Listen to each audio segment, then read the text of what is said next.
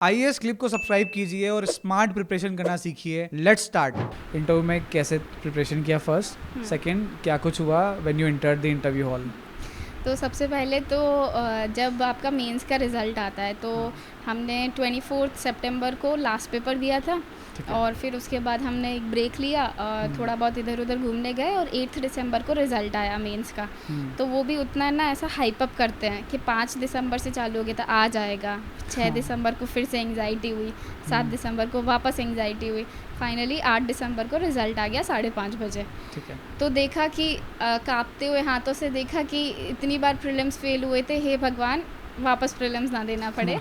और वो फाइनली मैंने अपना रोल नंबर देखा तो मेंस में आई वाज इन। और मैंने देखा, मैं बहुत ज़्यादा खुश हुई और अपने आप में एक फिर से सेल्फ बिलीव हो गया कि अगर आप किसी चीज़ को शिद्दत से करते हो तो मेंस को जब शिद्दत से किया था तो मैं मेंस में नहीं रुकी। लाइक मेरे पहली बार ऐसा हो रहा था कि मेरे साथ के जो मैं थी तो मैं मेंस के बाद इंटरव्यू में जा रही थी, मेरे जितने भी फ्रेंड्स थे वो मेंस तक रुक जा रहे थे। तो हमने कभी भी नहीं देखा था कि इंटरव्यू में जाना कैसा लगता है। तो जब इंटरव्यू के लिए गए तो आई गॉट वेरी एक्साइटेड कि अब क्या करेंगे, ऐसा करेंगे, अब अप्रैल तक तो इंटरव्यू चलेंगे तो बढ़िया से तैयारी कर लेंगे और जो भी आता है सब कुछ अच्छे से बोल के आ जाएंगे। तो 8 दिसंबर के बाद आई थिंक 12 दिसंबर से 16 दिसंबर तक एक डैफ फॉर्म फिल होता है, डिटेल एनालिसिस फॉर्म, जिसमें यूपीएससी आपसे पूछता है कि आप कहाँ से हो, आपके माँ बाप का नाम क्या है, वो क्या करते हैं, कितने भाई बहन हो, कहाँ से स्कूलिंग की, ग्रेजुएशन कहाँ से की, कितने नंबर आए हैं। और फिर एक 7th लिस्ट होती है जिसमें वो पूछते हैं कि आपकी लीडरशिप स्किल्स क्या है, आपका अचीवमेंट क्या है, आपको कौन सा स्पोर्ट्स अच्छा लगता है, आपकी हॉबी क्या है, आप एज ए इंसान आपने क्या क्या अचीव किया है, ये पर्सनल लेवल पे। और फिर उसके बाद आपसे पूछते हैं कि आपका प्रेफरेंस क्या है, सर्विस प्रेफरेंस क्या है और कैडर प्रेफरेंस क्या है। इस तरीके से पूरा डैफ फेम 9-10 पेज का ऐसा भराया जाता है। तो हमने वो सबसे पूछ के, पहली बार ऐसा हुआ था कि तब हम एक अपर लेवल पे किसी से कनेक्ट हो रहे थे, जैसे कि already people in services senior से पूछ रहे थे कि कैसे भरना है, क्योंकि अगर डैफ में आपने कोई गलती करी तो that will cost like very hugely in the interview. हाँ, तो आप चाहते हो कि आप बिल्कुल फूक के कदम रखो। तो आपने बहुत सारे कॉल्स किए और लास्ट डे से एक दिन पहले आपने डैफ अपना बना के, आफ्टर सो मेनी ड्राफ्ट्स, कम से कम मैंने 10 ड्राफ्ट्स बनाए होंगे। और उसके बाद फाइनली भेजा कि हाँ ये अच्छा लग रहा है, अब इसको सबमिट कर देते हैं। फिर उसके बाद मेंटली एक मेंटल जो प्रेशर था वो ऑफ हो गया कि अब प्रिपेयर करेंगे। और 20 तारीख को लोग लिस्ट देते हैं कि आपकी इंटरव्यू डेट कब आएगी। तो मेरी इंटरव्यू डेट आ गई, मुझे लगा मार्च में आएगी, आराम से 2-3 महीने मिलेंगे। और अभी तक क्या होता था कि सारे जब डैफ भरता था उसके 1 महीने बाद आपका इंटरव्यू का डेट्स आता था, 1 महीने बाद। और हमारे 1 हफ्ते बाद आ गया और वो भी मेरा इंटरव्यू था 17 जनवरी को। मुझे 17 दिन मिले, मतलब 1 हफ्ता फॉर द साड़ी वारी खरीदना और ये सब करना, ब्लाउज सिलाना और ये सब चीज़। तो मैंने बोला अब 17 दिन में मैं कैसे इंटरव्यू की तैयारी करूं। और सबसे बड़ा चैलेंज ये था कि आप प्रीलिम्स के टाइम में और स्पेशली मेंस के टाइम में आप अपने आप को आइसोलेट कर लेते हो। आप 15 घंटे पढ़ रहे हो, आप किसी से बात नहीं कर रहे हो, तो एक उस मोड में चले जाते हो कि आपको किसी से बात करना वैसे भी अच्छा नहीं लगता है।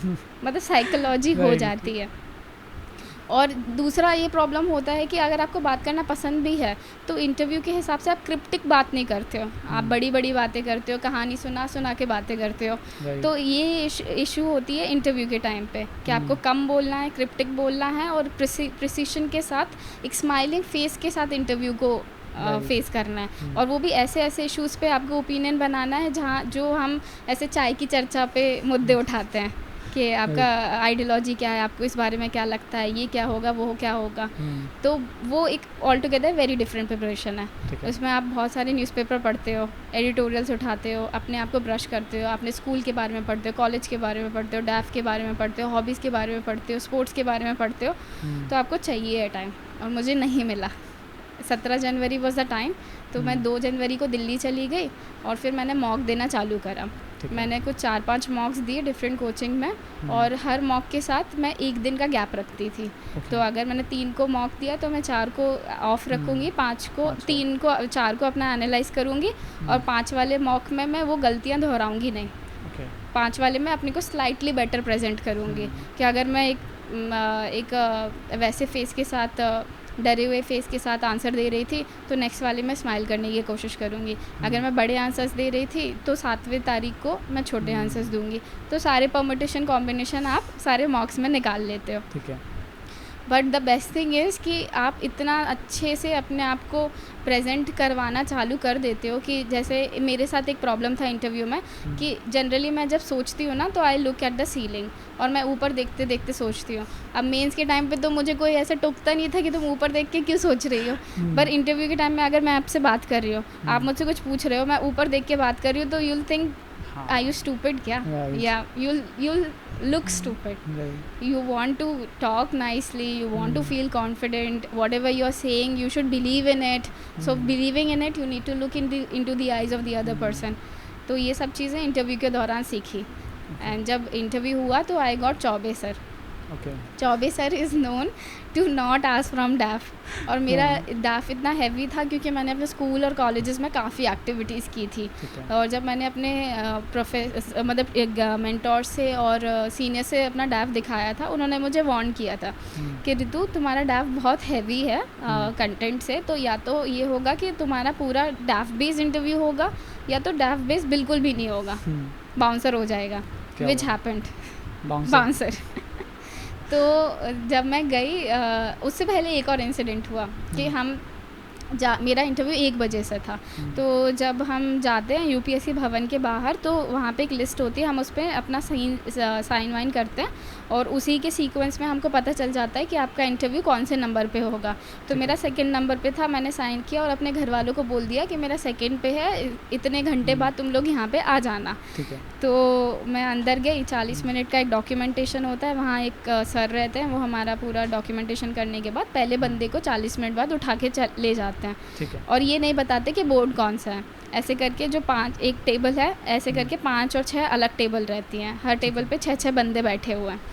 और वो अपना डॉक्यूमेंटेशन करने के बाद वो लड़के को ले गए जो पहला बंदा था और उसका इंटरव्यू हुआ।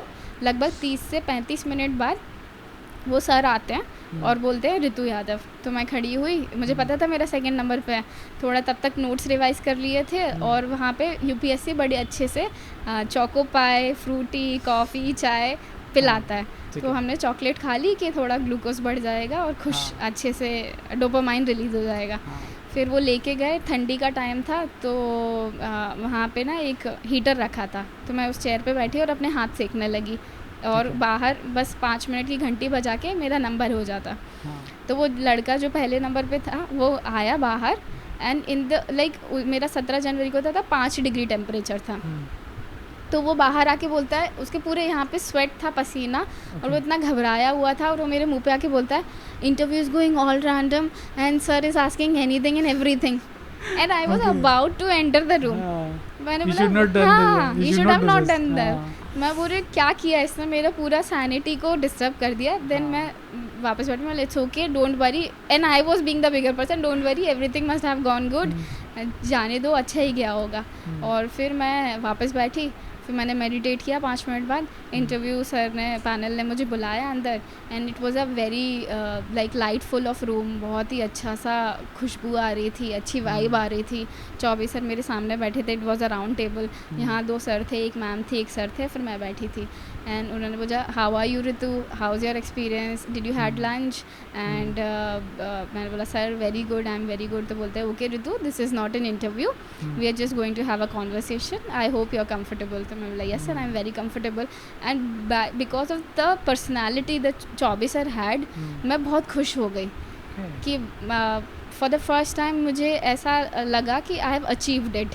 ये मैंने खुद पाया है इधर इनके पास बैठना, जहाँ इतने ऊपर तक पहुँचे हुए लोग हैं, 24 सर हैं, अदर पैनल मेंबर जो हैं वो भी अपने रिस्पेक्टिव फील्ड्स में बहुत अच्छा करके आए होंगे, 40+ years of experience in whatever field that I want to go, and if they are giving me their 40 minutes then I have definitely achieved it, right. And they are going to peacefully listen to me. तो मैं अपना mind उस तरीके से बना लिया था कि I am going to own the room. And I went with that attitude. Okay. When Chaubey sir kept my DAF aside, I looked at my DAF and I was like, okay, ठीक है, let's have a conversation then. हाँ. Then he told me कि okay Ritu, I'm going to give you a case study, and after listening to the case study I'll ask you some follow-up questions, ठीक है. and then you answer accordingly. ठीक है. तो उन्होंने चालू करा hypothetical. तो मैं मन में जब वो स्टोरी सुन रही थी तो I was like yes sir, yes sir. और मेरे बैक ऑफ द माइंड चल रहा है ये एथिक्स का पार्ट नहीं है. केस स्टडी तो एथिक्स में किया था, why in interview. But I was like चलो ठीक है. पर फिर अच्छे से आंसर दे दिया. Then he was impress. अच्छा Ritu, if you are going to be dishonest officer, I am impressed. तो जैसे ही उन्होंने बोला आई एम इम्प्रेस्ड, मैंने बोला thank you sir. Then the other panel member asked about sports. Then another panel member asked about G20 summit. Ma'am asked about ODF. Then she asked about learning poverty, period poverty. And then she asked about Indian economy in general. फिर एक जो sir थे उन्होंने मुझसे agriculture के question पूछे. उन्होंने शायद ये सुन लिया होगा या देख लिया होगा कि मेरी मदर जो है वो एग्रीकल्चर बैकग्राउंड से हैं. तो आई थिंक मैं ऐसा सोच रही हूँ कि उन्होंने एग्रीकल्चर के क्वेश्चन उस वजह से पूछे होंगे. तो उन्होंने फिर मुझे GM क्रॉप्स पूछा, एग्रीकल्चर पूछा, पराली बर्निंग पूछा, और पंजाब में जो इश्यूज़ चल रहे हैं, प्रोटेस्ट हैं फार्मर्स के, वो क्यों हैं, उस पर ओपिनियन बनाने को बोला. फिर उन्होंने जनरली पूछा कि ऋतु आप हमसे कुछ और पूछवाना चाहती हैं या फिर यू आर सेटिस्फाइड. तो मुझे लगा कि बोल दो सर डैफ से तो कुछ पूछा नहीं है, अब डैफ से पूछो. पर अगर डैफ चालू होता तो another 40 minutes. No sir, I am satisfied, more or less you have covered good. He was like ठीक है. मैं बोला ठीक है sir, thank you for your time and I had a lovely time with you guys. और मैं चली गई. फिर मुझे लगा कि मुझे अपने लेवल पे लगा कि मैंने बहुत अच्छा किया with no baggages and it was और फ्रेश पर्सपेक्टिव, फ्रेश क्वेश्चंस. तो अच्छा लगा मुझे. और जब मेरे नंबर आए तो चौबे सर गेव मी 187. और आई थिंक अभी तक के उनके हाईएस्ट 190 गए हैं. तो आई थिंक कि हाँ आई डिड गुड. तो it was a good experience. तो मेरा फर्स्ट मीन्स और first interview was a great experience. Wow, ये बहुत मज़ेदार एक्सपीरियंस था. मतलब it is one of the best experience, जो best interview experience I have heard on the podcast. Superb. And this also I want to reiterate on that point कि जब मैंने वो चीज़ पैनिक लिया ना कि 17 जनवरी, वाई 17 जनवरी, फिर मैंने जब लिस्ट में नाम देखे बच्चों के कि और इंटरव्यू कब है, तो मैंने देखा 2 जनवरी को भी थे. 2 जनवरी इज़ लाइक न्यू ईयर मनाया, न्यू ईयर नहीं मनाया होगा, दिल्ली चले गए और इतनी ठंड. 20 तारीख को लिस्ट आई थी. 10 दिन में उन्होंने अपने आप को प्रिपेयर भी किया, आंसर्स भी बनाए, इंटरव्यू भी दिया. तो मैंने बोला चलो 16 दिन तो हैं कम से कम. भगवान ने अगर लगाया है तो ठीक, थोड़ा कैलकुलेटिवली लगा दिया है. बट आई वॉज ब्लेस्ड कि एटलीस्ट इंटरव्यू तक आना ही अपने आप में बहुत बड़ी बात होती है. और जब आप इस UPSC साइकिल को एक बार पूरी तरीके से कंप्लीट कर लेते हो तो आपको अंदर एक सेंस ऑफ कामनेस आ जाता है. आपको लगता है कि एटलीस्ट मैंने एक बार तो सब कुछ देख लिया है. पर एक बार जब आप अटके रहते हो कहीं पे तो आपको बहुत ही डिससेटिस्फैक्शन फील होता है, सेल्फ डाउट्स आते हैं, आपको लगता है कि मैं कर पाऊँगी या नहीं. तो ये सब चीज़ें मुझे लगता है कि जब एक एक लेवल पे आप पार करते जाते हो तो आपके अंदर एक कामनेस आ जाता है, एक पीस आ जाता है, एक कॉन्फिडेंस आ जाता है. एंड यू फील कि ठीक है अब लाइफ में कुछ भी होगा बुरा नहीं होगा. IAS क्लिप्स की इस वीडियो को देखने के लिए धन्यवाद. मेक श्योर कि आप इन दोनों वीडियो को भी एक्सप्लोर ज़रूर करें.